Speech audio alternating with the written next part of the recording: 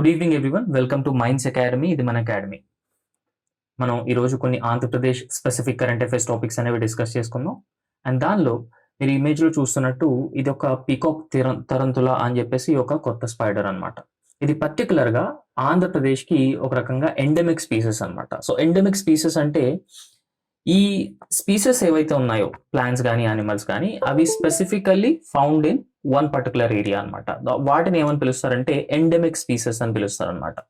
అయితే ఈ పీకాక్ తరంతుల అనేది చాలా చాలా ఇంపార్టెంట్ స్పీసెస్. ఎందుకంటే ఇప్పుడు మనం IUCN red list of threatened species చూసుకుంటే, సో ఈ IUCN red list of threatened species లిస్ట్లో ఈ పీకాక్ తరంతుల ఏదైతే ఉందో ఈ పీకాక్ తరంతుల అనేది పర్టికులర్గా క్రిటికల్లీ ఎండేంజర్డ్ అనమాట. So critically endangered species. And ఈ పీకాక్ తరంతుల గురించి 2025 యూపీఎస్సీ ఎగ్జామినేషన్ ప్రిలిమ్స్ ఎగ్జామినేషన్లో కూడా అడగటం జరిగిందనమాట. సో దీన్ని ఏమని పిలుస్తారంటే పీకాక్ తరంతుల అని పిలుస్తారు. అండ్ ఇది ఒక స్పైడర్ జాతికి చెందినటువంటి, అంటే ఇది ఒక స్పైడర్ అనమాట, తరంతుల, రైట్. సో దీని గురించి ఒక ఇంపార్టెంట్ డీటెయిల్స్ అనేవి మనం అర్థం చేసుకునే ప్రయత్నం చేద్దాం. ఇది ఒక సాలీడు. అండ్ ముఖ్యంగా ఆంధ్రప్రదేశ్లో ఉన్నటువంటి శ్రీశైలం నాగార్జున సాగర్ టైగర్ రిజర్వ్లో. ఎందుకంటే ఈ పీకాక్ తరంతుల అనే ఈ సాలిడ్ ఏదైతే ఉందో ఇది ఆంధ్రప్రదేశ్లోనే స్పెసిఫిక్గా ఎండమిక్. సో అది మనం అర్థం చేసుకోవాలి ఫస్ట్లీ. సెకండ్ ఏంటంటే ఇది ఆంధ్రప్రదేశ్లో ఉన్నటువంటి నాగార్జున సాగర్ శ్రీశైలం టైగర్ రిజర్వ్లో ఒక రకంగా అంచనా వేయటానికి ఒక శాస్త్రీయ సర్వే అనేది ప్రారంభం అవటం జరిగిందనమాట. అంటే వాటి హ్యాబిటాట్ ఏంటి, ఎన్ని ఉన్నాయి, సో ఈ రకంగా. ఎందుకంటే క్రిటికల్లీ ఎండేంజర్డ్ కాబట్టి, ఇప్పుడు ఐయుసిఎన్ రెడ్ లిస్ట్లో క్రిటికల్లీ ఎండేంజర్డ్ కాబట్టి జనరల్గా వీటి పాపులేషన్ అనేది ఎక్కువగా ఉండదు అనమాట. సో అందు గురించి ఎగ్జిస్టింగ్ స్పీసెస్ ఏవైతే ఉన్నాయో, సో ఇప్పుడు ఇది క్రిటికల్లీ ఎండేంజర్డ్ స్పీసెస్ అయినప్పుడు దీని నెక్స్ట్ స్టేటస్ ఏంటంటే ఇది ఎక్స్టింక్ట్ ఇన్ వైల్డ్ అనమాట. Extinct in wild. సో ఈ ఎక్స్టింక్ట్ ఇన్ వైల్డ్ తర్వాత దీని నెక్స్ట్ హైయెస్ట్ స్టేటస్ ఏంటంటే ఎక్స్టింక్ట్ అనమాట. So it will go extinct ultimately. So ఇలాంటి స్పీసెస్ని జనరల్గా మనం ప్రొటెక్ట్ చేసుకోలేనప్పుడు ఏమవుతుందంటే అవి అల్టిమేట్గా ఎక్స్టెంట్ అయిపోతాయి అనమాట, అంతే అంతరించిపోతాయి. సో ఎక్స్టెంట్ ఇన్ వైల్డ్ అంటే దాదాపుగా ఈ వైల్డ్లో అవి అంతరించిపోవటం అనేది జరుగుతుంది అనమాట. సో ఇది ఒక రకంగా IUCN red list of threatened స్పీసెస్లో లెవెల్స్ అనమాట. సో దీనిలో చాలా లెవెల్స్ ఉంటాయి, బట్ మనం క్రిటికల్లీ ఎండేంజర్డ్ గురించి మాట్లాడుకుంటున్నాం కాబట్టి క్రిటికల్లీ ఎండేంజర్డ్ తర్వాత నెక్స్ట్ స్టేజే extinct in wild. And extinct in wild తర్వాత కంప్లీట్గా ఈ స్పీసెస్ అనేవి ఎక్స్టింక్ట్ అయిపోవడం జరుగుతుంది అనమాట. సో ఆంధ్రప్రదేశ్లో మాత్రమే ఈ పీకాక్ తరంతుల అనేది కనిపిస్తుంది కాబట్టి ఆంధ్రప్రదేశ్లో ఏ ఏరియాలో కనిపిస్తుందంటే ఈ నాగార్జున సాగర్ శ్రీశైలం టైగర్ రిజర్వ్లో. ఈ నాగార్జున సాగర్ శ్రీశైలం టైగర్ రిజర్వ్లో పీకాక్ తరంతులను అంచనా వేయటానికి ఒక శాస్త్రీయ సర్వే అనేది ప్రారంభించడం కూడా జరిగిందనమాట. అయితే మీరు ఒకసారి చూస్తే ఇదేంటంటే ప్రపంచంలోనే అత్యంత అరుదైనటువంటి సాలిడ్ అనమాట. సో అత్యంత అరుదైన అండ్ అదేవిధంగా చూడముచ్చటైనటువంటి సాలెపురుగుల్లో ఇది ఒకటి. అండ్ దాంతోపాటు ఇది ఏ కలర్లో ఉంటుందంటే మెటాలిక్ బ్లూ లేదంటే నీలం కలర్లో ఇది ఉండటం అనేది జరుగుతుందన్నమాట. అండ్ ఇంకా ఏంటంటే ఇది పర్టికులర్గా ప్రపంచంలోనే అత్యంత అరుదైన సాలిడు అండ్ దాంతోపాటు ఇది మెటాలిక్ బ్లూ కలర్లో ఉండటం. సో దీనివల్ల ఏంటంటే ఈ పీకాక్ తరంతుల అనేది చాలా ఎక్కువ ప్రసిద్ధి చెందిందనమాట ప్రపంచంలోనే. అండ్ దీన్నే గుత్తి సఫైర్ ఆర్నమెంటల్ తరంతుల అని కూడా పిలుస్తారనమాట. గుత్తి సఫైర్ ఆర్నమెంటల్ తరంతుల అని పిలుస్తారు. సో ఎందుకు గుత్తి సఫైర్ ఆర్నమెంటల్ తరంతుల అని పిలుస్తారంటే ఇది మొట్టమొదటిసారిగా కనుగొనబడినటువంటి ప్రాంతం ఆధారంగా దీనికి ఈ గుత్తి సఫైర్ ఆర్నమెంటల్ తరంతుల అని పిలవటం జరుగుతుంది. ఆర్నమెంటల్ అంటే జనరల్గా ఇది చాలా అందంగా చూడముచ్చటగా ఉంటుందన్నమాట.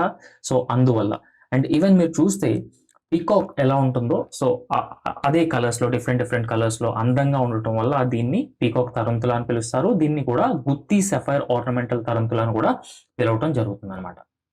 అయితే దీని యొక్క శరీర ఆకృతి అనేది ఒక్కసారి మనం పరిశీలిస్తే ఈ సాలిడ్ ఏదైతే ఉందో దీని శరీరం ప్రకాశవంతమైనటువంటి నీలం రంగులో ఉండి అండ్ దాంతో పాటు దీని యొక్క కాళ్ళు కానీ ఉదర భాగం కానీ పసుపు మరియు తెలుపు రంగులతో కూడినటువంటి జియోమెట్రిక్ ప్యాటర్న్స్ అనేవి క్లియర్ గా కనిపిస్తాయి అన్నమాట దీనిలో కంప్లీట్ గా. అండ్ ఇంకా ఇది తన కాళ్ళతో కలిపి 6 నుంచి 8 అంగుళాల వరకు పెరుగుతుంది. అండ్ ఇది చాలా పెద్ద మరియు ఆకట్టుకునేటువంటి సాలెపురుగు అనమాట. అయితే ఇవి ఎక్కడ నివసిస్తాయి ఈ సాలెపురుగులు అనేవి? అయితే కొన్ని స్పీసెస్ చెట్ల పైన నివసించేటువంటి స్పీసెస్ ఉంటాయి అన్నమాట. చెట్ల పైన నివసించేటువంటి జాతులు ఉంటాయి. సో ఈ చెట్ల పైన నివసించేటువంటి జాతుల్ని ఏమని పిలుస్తారంటే ఎయిర్బోరియల్ స్పీసెస్ అని కూడా పిలుస్తారనమాట. Very important. అంటే ఎయిర్బోరియల్ స్పీసెస్ అనేవి చెట్ల పైన నివసించేటువంటి జాతులు, జంతువులు. అండ్ ఈ పీకాక్ తరంతులా కూడా ఒక రకంగా ఎయిర్బోరియల్ స్పీసెస్. అంటే ఇది చెట్ల పైన నివసిస్తుంది. ఇవి చెట్ల తొర్రలు, బెరడు పగుళ్ళు అండ్ ఇదే విధంగా ఎత్తైన ప్రదేశాల్లో ఈ పీకాక్ తరంతుల అనేది నివసిస్తూ ఉంటుందన్నమాట. అది దాని హ్యాబిటాట్, రైట్? సో అది పీకాక్ తరంతుల యొక్క హ్యాబిటాట్ పర్టికులర్గా.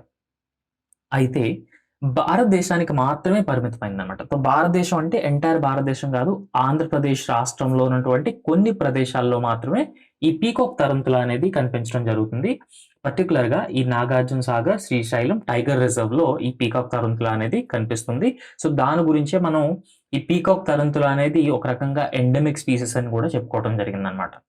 అయితే దీని లక్షణాలు మనం ఒకసారి పరిశీలిస్తే కొన్ని స్పీసెస్ ని నాక్టర్నల్ స్పీసెస్ అని కూడా పిలుస్తారనమాట. మీరు వినే ఉంటారు ఈ వర్డ్. నాక్టర్నల్ స్పీసెస్ అంటే ఏంటంటే రాత్రి పూట వేటాడేటువంటి జీవులు ఏవైతే ఉంటాయో వాటిని నాక్టర్నల్ స్పీసెస్ అంటారనమాట, లేదంటే నాక్టర్నల్ హంటర్ అంట. జనరల్ గా రాత్రిపూట యాక్టివ్ గా ఉండే స్పీసెస్ ని నాక్టర్నల్ స్పీసెస్ అంటారు. అండ్ రాత్రిపూట వేటాడేటువంటి జీవులు ఏవైతే ఉంటాయో వాటిని నాక్టర్నల్ హంటర్స్ అంటారనమాట. సో జనరల్ గా ఈ పీకాక్ తరంతుల అనేది కూడా ఒక రకంగా నాక్టర్నల్ స్పీసెస్ అన్నమాట, నాక్టర్నల్ హంటర్. అయితే ఈ పీకాక్ తరంతుల అనేది పగటిపూట అంత ఎక్కువగా బయటికి రాదు. కేవలం ఇది ఒక రకంగా నాక్టర్నల్ స్పీసెస్, రాత్రిపూట బయటికి రావటం, చురుగ్గా ఉండటం. సో దాని వల్ల పర్టికులర్ గా దీన్ని నాక్టర్నల్ స్పీసెస్ లేదంటే నాక్టర్నల్ హంటర్ అని కూడా పిలుస్తారనమాట. అయితే ఈ పీకాక్ తరంతులు ఏదైతే ఉంటుందో అవి ఆహారం కోసం గూడు, వెబ్, సో దీని మీద ఆధారపడటం జరగదు. కీటకాలు మరియు లేదంటే చిన్న జంతువుల్ని వేటాడడానికి వేగం మరియు విషాన్ని కూడా అవి ఉపయోగిస్తూ ఉంటాయన్నమాట. అండ్ దాంతో పాటు ఈ పీకాక్ తరంతుల అనేది ఏదైతే ఉందో ఇది కూడా చాలా వేగంగా కదలగలదు అనమాట. సో దాని కదలిక ఏదైతే ఉంటుందో ఆ కదలిక అనేది చాలా వేగంగా ఉండటం కూడా జరుగుతుంది అనమాట. అండ్ దాంతో పాటు నిలువుగా ఉండే ఉపరితలాలను ఇది సులభంగా ఎక్కగలదు. అంటే చెట్లుని ఇది సులభంగా ఎక్కగలదు. అండ్ నిలువుగా ఉన్నటువంటి ఉపరితలాలు ఏవైతే ఉంటాయో అవి కూడా ఇది చాలా ఈజీగా ఎక్కగలదు అనమాట.